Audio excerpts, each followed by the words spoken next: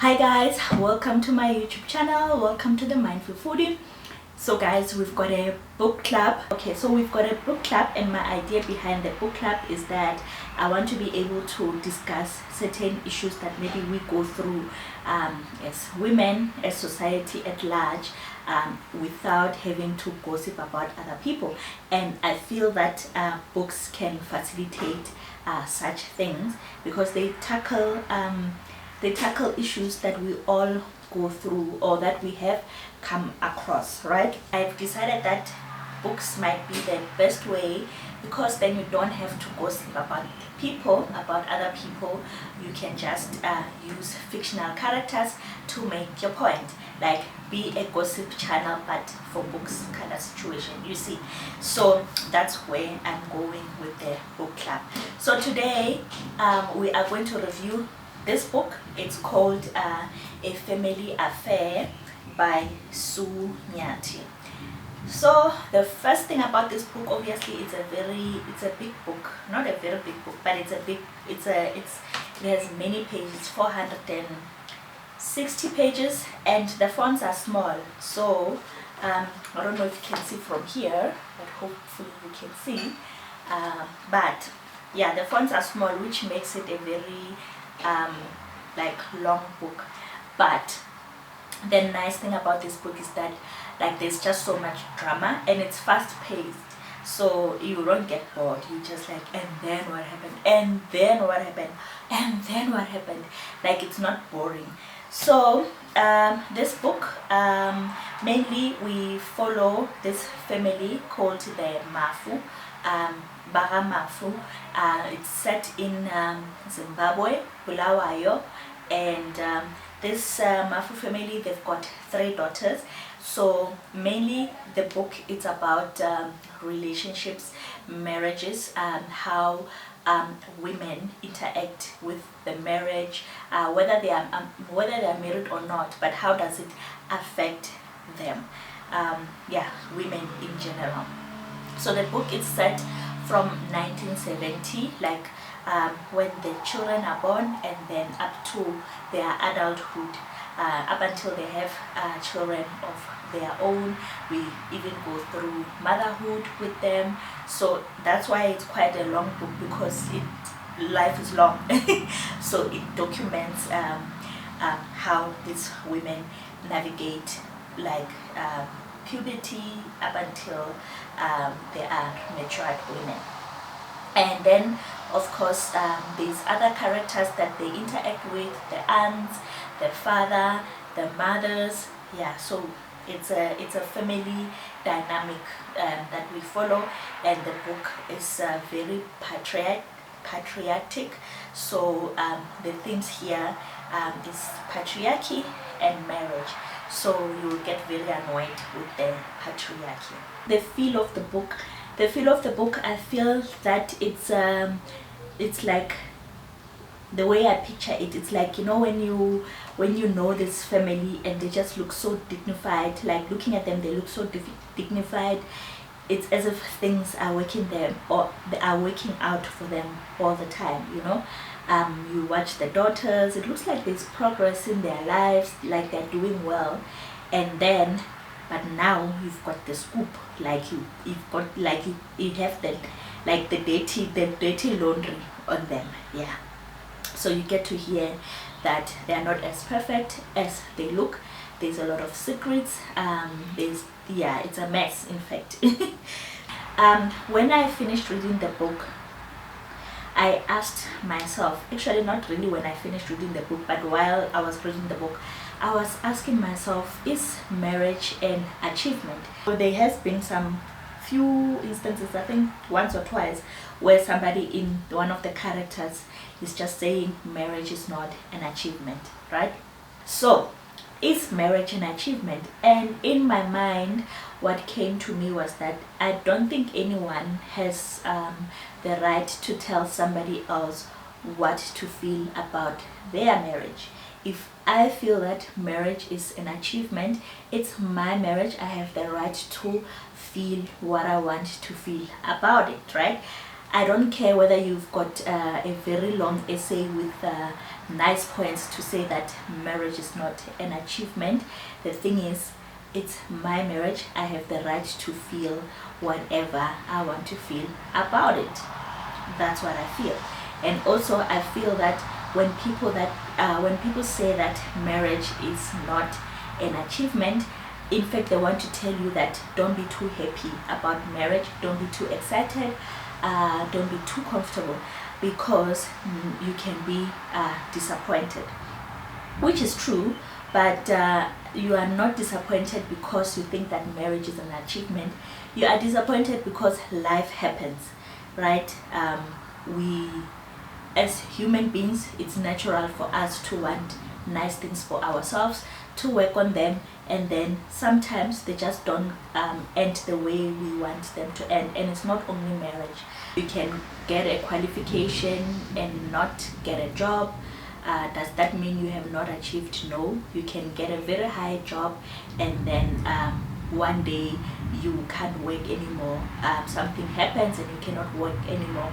Must we say that you have not achieved? No. You can get pregnant and then the pregnancy doesn't end well. Must we say don't be too excited? No. So I don't know why when it comes to marriage,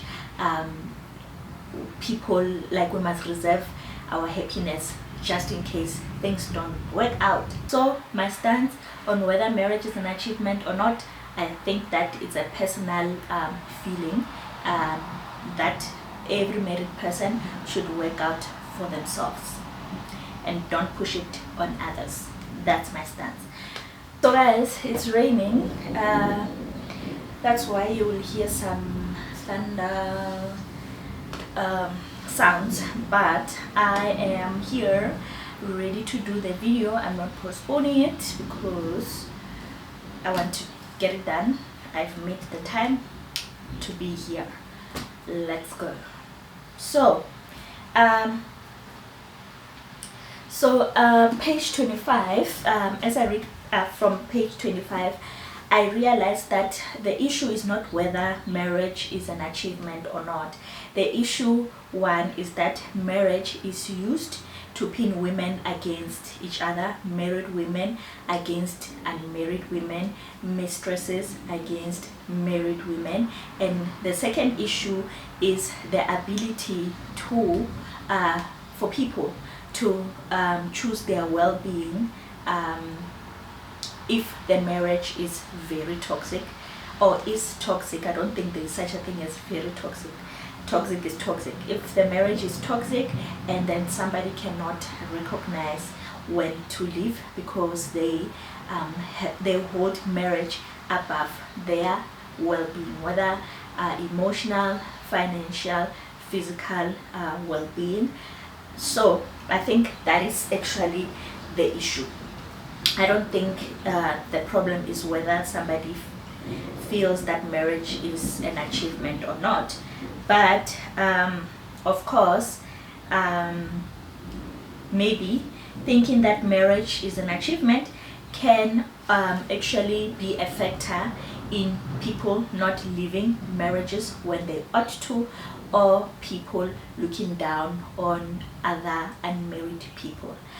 So let me read from this book, from page 25, just to get the feel of the book and also to make my point of what I want to say. So page 25. The backstory is that one of the daughters is getting married. It's a beautiful marriage. It's a beautiful wedding. Weddings are nice. They make us excited. So she's getting married. So the aunts bamolaya. So Kashoa, I would say that when you're getting married and then what's that sound? Your aunties, because they have been through marriage, especially those that are still married, telling you how to conduct yourself in marriage. So this is what is happening. This one auntie of this daughter is just telling her about marriage and what to think about marriage, I guess. So page 25, she's saying, so this speech spans from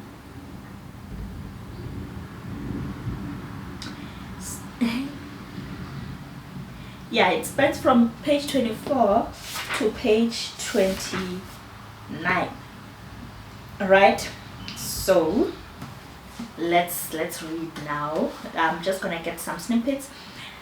Page 25, marriage is a house you have to build brick by brick, cementing it with patience and forgiveness. Where there are cracks in the marriage, you would have to mend them with love. You will only truly understand the meaning of forgive and forget once you are married. I think I should add some character to this when I'm talking. Okay, let me try to read like the auntie. This ring comes with challenges, Mtanam, many of them, but never forget he chose you. Out of all the women, he chose you. Susan Dombi raises her left hand for everyone to see her diamond ring that has long since lost its shine. Many women want marriage but can't get it. You are lucky, my child. You are very lucky. Many women will be jealous of you, even your so-called friends. Stay away from women who are not married. You are in a different league now, and your unmarried friends will only give you bad advice. They will destroy your home. So I hope I did that justice. Ha ha ha. I can't act, I think. Anyways, let's get into the issue. So firstly, you can see in her speech, like, it's not like she said anything wrong.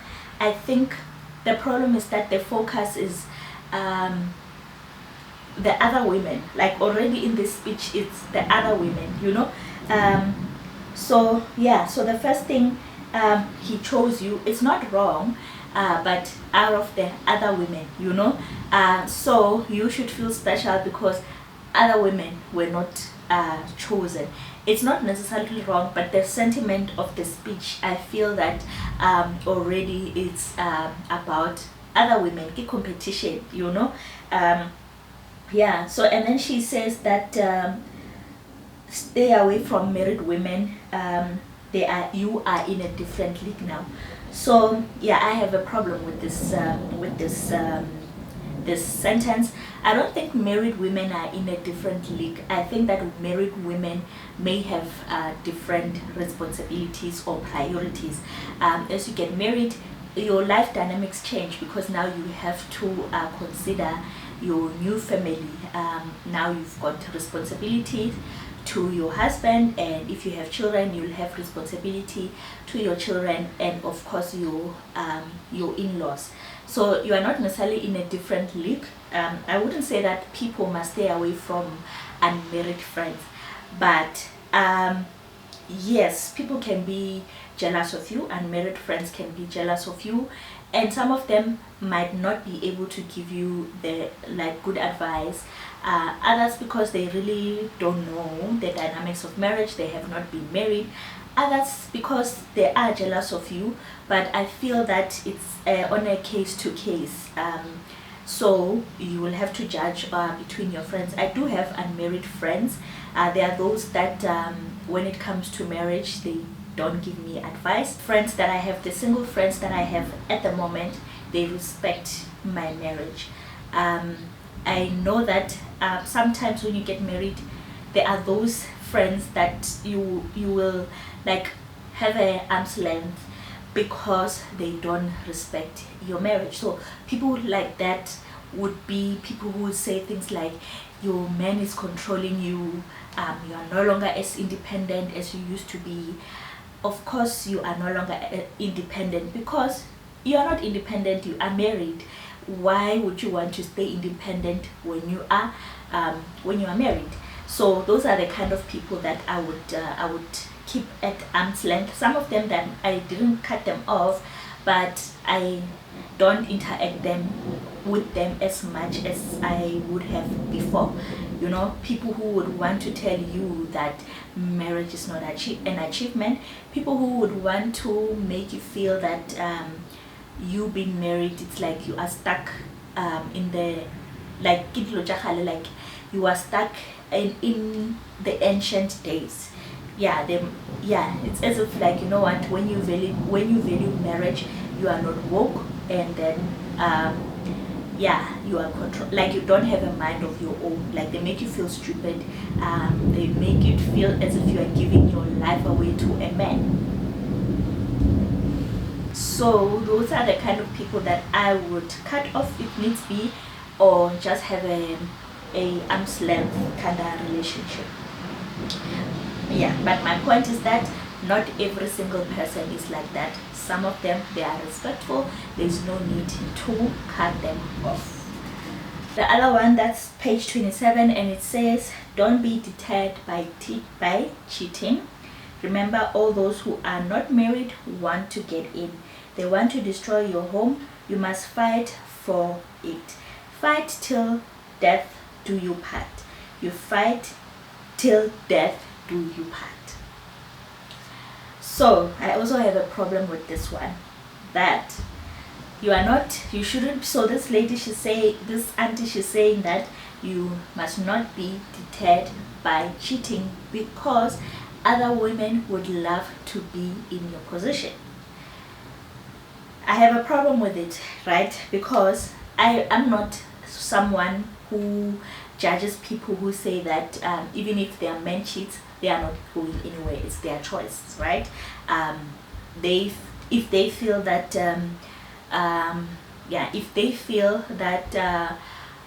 their man cheating is not a deal breaker, you know what? Everybody has their own values. I won't even say that they don't love themselves. Like, it's not my place to say that. I don't know their thought process. But my problem is this: you are not deterred by cheating because of the other women, the mistresses. But if you think about it, it's not the problem of cheating is not about the woman.